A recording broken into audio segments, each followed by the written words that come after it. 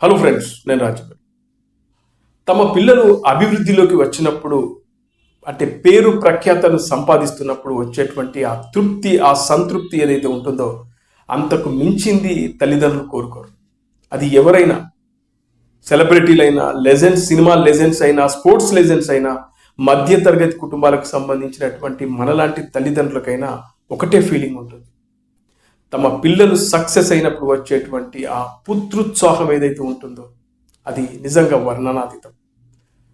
నాకు తెలిసి సినిమా ఇండస్ట్రీకి సంబంధించినటువంటి లెజెండ్స్ చాలామంది ఉన్నారు, అలాగే స్పోర్ట్స్ లెజెండ్స్ చాలామంది ఉన్నారు. వివిధ రంగాల్లో పేరు ప్రఖ్యాతలు సంపాదించినటువంటి ఎంతోమంది లెజెండ్స్ మనం చూస్తుంటాం. వాళ్ళలాగే వాళ్ళ పిల్లలు కూడా అంతటి పేరు ప్రఖ్యాతలు సంపాదించాలని చాలామంది కోరుకుంటారు. కానీ చాలామంది తల్లిదండ్రులు సంపాదించినటువంటి ఆ పేరు ప్రఖ్యాతల దరిదాపుల్లో కూడా రాని వాళ్ళు కోకొల్లలు ఉన్నారు. స్పోర్ట్స్ విషయం తీసుకున్నా, సినిమాల విషయం తీసుకున్నా, లేదంటే వేరే బిజినెస్కి సంబంధించిన రంగాల విషయాలు తీసుకున్నా కూడా చాలా రేరుగా, చాలా అరుదుగా కనబడుతుంటారు. క్రికెట్లో చాలామంది సూపర్ స్టార్స్ ఉన్నారు, లెజెండ్స్ ఉన్నారు. God of cricket Sachin Tendulkar ఉన్నారు. నిజానికి ఇవన్నీ ఆ పిల్లల్లో ఆ టాలెంట్ ఉంటుంది, కానీ ఆ తండ్రికి ఉన్నటువంటి ఆ పేరు, ఆ భారాన్ని మోయడం అంటే చాలా చాలా కష్టం. ఎంతసేపు తండ్రిని చూపిస్తూ ఇదిగో సచిన్ టెండూల్కర్ కొడుకు ఆ రేంజ్లో సక్సెస్ కాలేకపోతున్నాడు. ఇదంతా కుర్రోడికి ఎంత పెద్ద భారం, ఎంత పెద్ద ఆ టెన్షన్ అంటే ప్రతి దాంట్లో తండ్రికి పోలిక పెడతా ఉంటారు. అందుకే ఆ పిల్లలు ఎంతో టాలెంట్ ఉన్నా కూడా కొన్ని సందర్భాల్లో లైమ్ లైట్లోకి రాకపోవడానికి ఇలాంటి భారాలు, ఇలాంటి వాతావరణం అనేది వాళ్ళను కుంగదీస్తూ ఉంటుంది. అలాగే సినిమా ఇండస్ట్రీకి సంబంధించి విషయానికి వచ్చినా కూడా ఇదే. చాలామంది దర్శక నిర్మాతలు వాళ్ళ పిల్లల్ని సినిమా ఇండస్ట్రీలోకి తీసుకొచ్చారు. అదేవిధంగా చాలామంది నటీనటులు కూడా వాళ్ళ పిల్లల్ని ఇండస్ట్రీలోకి తీసుకొచ్చారు. చాలామంది, అమితాబ్ బచ్చన్ మొదలు పెడితే మెగాస్టార్ చిరంజీవి గారు, సూపర్ స్టార్ కృష్ణ గారు, ఎంతోమంది ఆ చెప్పుకుంటూ పోతూ ఉంటే ఆ లిస్టు చాలా పెద్దది. కానీ అందరూ సక్సెస్ కాలేదు. అమితాబ్ బచ్చన్ రేంజ్లో అభిషేక్ బచ్చన్ సక్సెస్ కాలేదు. కానీ చాలా రేర్గా కొందరు మాత్రమే తల్లిదండ్రుల అంటే ఆ లెగసీని కంటిన్యూ చేస్తూ ఉంటారు. ఆ తండ్రి పేరును ఏ స్థాయిలో ఉందో ఇంచుమించు అదే స్థాయికి, ఇంకా చెప్పాలంటే అంతకు మించిన స్థాయికి కూడా తీసుకువెళ్ళిన కొంతమంది సూపర్ స్టార్స్ బిడ్డలు ఉన్నారు. అందులో ఒకటి సూపర్ స్టార్ కృష్ణ గారి అబ్బాయి మహేష్ బాబు, రెండోది మెగాస్టార్ చిరంజీవి గారి అబ్బాయి రామ్ చరణ్.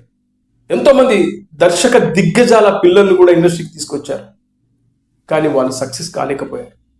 ఇక్కడ ఫైనల్గా కావాల్సింది ఇష్టం, కసి, పట్టుదల కావాలి. అవి లేకపోవడం వల్ల, అదేవిధంగా వాళ్లకు క్రమశిక్షణ కూడా చాలా చాలా ఇంపార్టెంట్. అలా ఇప్పుడు అందరి దృష్టిని ఆకర్షిస్తున్నటువంటి ఏకైక వ్యక్తి రామ్ చరణ్. నిజంగా మెగాస్టార్ చిరంజీవి గారు చాలా చాలా అదృష్టవంతులు. మీ అందరికీ గుర్తుందో లేదో, చిరంజీవి గారు తన కొడుకుని ఇంద్రా సినిమాకి సంబంధించిన ఫంక్షన్లో అనుకుంటా అశ్విని దత్ గారికి పరిచయం చేస్తారు. మా అబ్బాయిని మీ చేతుల్లో పెడుతున్నాను. ఆ రోజున రామ్ చరణ్ మాట్లాడడానికి భయపడుతూ వెనకడుగు వేస్తూ ఉంటే చిరంజీవి గారు వెనక నుంచి వచ్చి, భయపడుతున్నాడు, మనం వెనకాల నిలబడకపోతే భయపడుతున్నాడు, మనం వెనకాల ఉండాలి, సేమ్ టైం మీరు అభిమానులు కూడా వెనకాల ఉండాలని అభిమానులను కూడా అడగడం జరిగింది. ఆ రోజున రామ్ చరణ్, ఈ రోజున రామ్ చరణ్కి ఎంత తేడా. ఈ రోజున అదే చిరంజీవి గారు చెప్పారు, రామ్ చరణ్కి నేను జస్ట్ వెనకాల ఉన్నా మాత్రమే.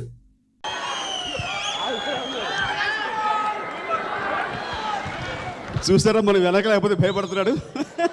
మనం ఉండాలి, వాటి వెనకాల మీరు ఉండాలి. ఢిల్లీలో పిఎం గారు నరేంద్ర మోడీ గారితో పాటు తను కూడా ఒక కాంక్లేవ్లో పాల్గొన్నాడు. రిపబ్లిక్ టీవీ కాంక్లేవ్లో పాల్గొన్నప్పుడు వాళ్ళు కొత్త కాయినేజ్ పెట్టారు, న్యూ ఏజ్ మెగాస్టార్ అని. ఎస్, మనం ఇలాంటి అవకాశాలు నాకు రాలేదు, కానీ చరణ్కి వచ్చింది. చరణ్ దాంట్లో నిరూపించుకుని ఒక అడుగు ముందుకు వెళ్తున్నాడు. కాబట్టి చరణ్ ముందుంచి నేను వెనక ఉండడం అనేది సబబు, అది కరెక్టు. బిడ్డలు ఎదిగినప్పుడు, బిడ్డలు ముందుకు వెళుతున్నప్పుడు ఆ పొందే ఆనందం అంతా ఇంత కాదు. అందుకే మెగాస్టార్ చిరంజీవి గారు చాలా చాలా అదృష్టవంతులు. రామ్ చరణ్కు చిరంజీవి గారు నేర్పించింది కష్టం మాత్రమే, క్రమశిక్షణ మాత్రమే. ఏ రోజున కూడా చిరంజీవి గారు ఇలాంటి సినిమాలు చేయి, అలాంటి సినిమాలు చేయి, అదే రామ్ చరణ్ గారు అదే చెప్తున్నారు. డైనింగ్ టేబుల్ దగ్గర నువ్వు ఇలా ఉండాలి, అలా ఉండాలి, ఇది చెయ్యి, అది చెయ్యి, నాకు ఏ రోజున చెప్పలేదు. నాకు క్రమశిక్షణ నేర్పించారు, కష్టపడడం నేర్పించారు. అదే విషయాన్ని చిరంజీవి గారు కూడా చెప్తున్నారు. కష్టం మాత్రమే నమ్ముకుంటాం మనం. మా ఇంట్లో ఉన్నటువంటి అందరూ కష్టాన్ని మాత్రమే నమ్ముకుంటాం. ఇక రిజల్ట్ అంటారా, అది దైవాధీనం. మేము కష్టపడతాం, మాకు అది మాత్రమే తెలుసు. డబ్బు కోసం వెంపర్ల పడం. అదేవిధంగా ఇవాళ మేము సంపాదించినటువంటి సక్సెస్ ఏదైతే ఉంటుందో అది ఊరికే రాలేదు. దాని వెనకాల ఎన్నో కష్టాలు అనుభవించాం.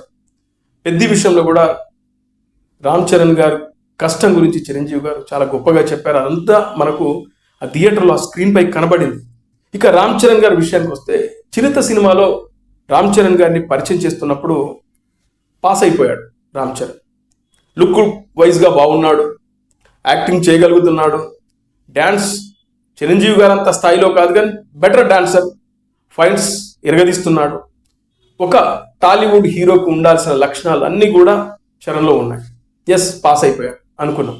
ఆ తర్వాత వచ్చినటువంటి మగధీర, నిజంగా రామ్ చరణ్లో ఈ స్థాయి టాలెంట్ ఉందా, ఈ స్థాయి స్కిల్స్ ఉన్నాయా, నిజంగా మెగాస్టార్కి సరైన వారసుడని నిరూపించిన సినిమా మగధీర. మగధీర గురించి అప్పట్లోనే రాజమౌళి, ఎస్ఎస్ రాజమౌళి చెప్పాడు డైరెక్టర్. నిజంగా రామ్ చరణ్ మామూలు స్థాయికి వెళ్ళడు, అతనిలో కష్టపడే తత్వం ఉంది, ముఖ్యంగా డిసిప్లిన్. అదేవిధంగా తను ఏదో సాధించాలి, తన తండ్రి పేరును ఏమాత్రం కూడా తగ్గి ఉండకూడదు, నా తండ్రి పేరు నిలబెట్టేలాగా ఒక కొడుకును తయారవ్వాలనే ఒక కసి ఆయనలో నేను చూశాను అని రామ్ చరణ్ గారు, రాజమౌళి గారు ఆ రోజున చెప్పింది ఇవాళ మనకు కనబడతాం. ఆ తర్వాత చాలా కమర్షియల్ సినిమాలు వచ్చాయి, రచ్చ, నాయక్, ఎవడు, ఇలాంటి సినిమాలు వచ్చాయి. కానీ రంగస్థలం వచ్చేంత వరకు రామ్ చరణ్లోని ఆ నటించే స్కిల్స్ ఏదైతే ఉంటాయో, అతనిలోని పరిపూర్ణమైన నటుడు నిజంగా రంగస్థలం సినిమాతోనే బయటపడ్డాడు. ఇక ఆ తర్వాత కొన్ని సినిమాలు వచ్చిన ఆర్ఆర్ఆర్, నిజంగా రామ్ చరణ్ అద్భుతం. ఇంకా ఏదైతే ఆ ఓపెనింగ్ సీన్లో రామ్ చరణ్ ఆ లాఠీ పట్టుకుని వచ్చి వాళ్ళందరినీ చెల్లా చెదురు చేస్తున్నటువంటి ఆ సీన్ చూసిన తర్వాతనే అనిపించింది ఇతను ఇక టాలీవుడ్ కింగ్, ఇంకా తిరుగులేదు, అంత అద్భుతంగా నటించేశాడు. ఇక ఆ తర్వాత చూస్తే ఇప్పుడు పెద్ది, నిజంగా కష్టానికి మారుపేరుగా నిలబడ్డాడు. ఎంత కష్టపడ్డాడు అదంతా స్క్రీన్ మీద కనబడుతున్నప్పుడు అనిపించింది ఒక గోల్డెన్ స్పూన్తో పుట్టిన అబ్బాయి, ఇంత కష్టపడాల్సిన అవసరం లేదు వాస్తవానికి. కానీ చిరంజీవి గారు చెప్పినట్లు కష్టాన్ని నమ్ముకున్నాడు కాబట్టి వాళ్ళ రిజల్ట్ కనబడుతుంది. అందుకే చిరంజీవి గారు ఈ స్పీచ్లో ఆయన మాట్లాడుతున్నప్పుడు ఆయన కళ్ళల్లో అది కనబడింది, తన కొడుకు సాధించాడు. ఏ రోజున కూడా చిరంజీవి గారు నా కొడుకు గొప్ప హీరో అయ్యాడు, నా కొడుకు సాధించేశాడని ఏ రోజున కూడా గర్వంగా చెప్పలేదు, మామూలుగా మాట్లాడిస్తాడు.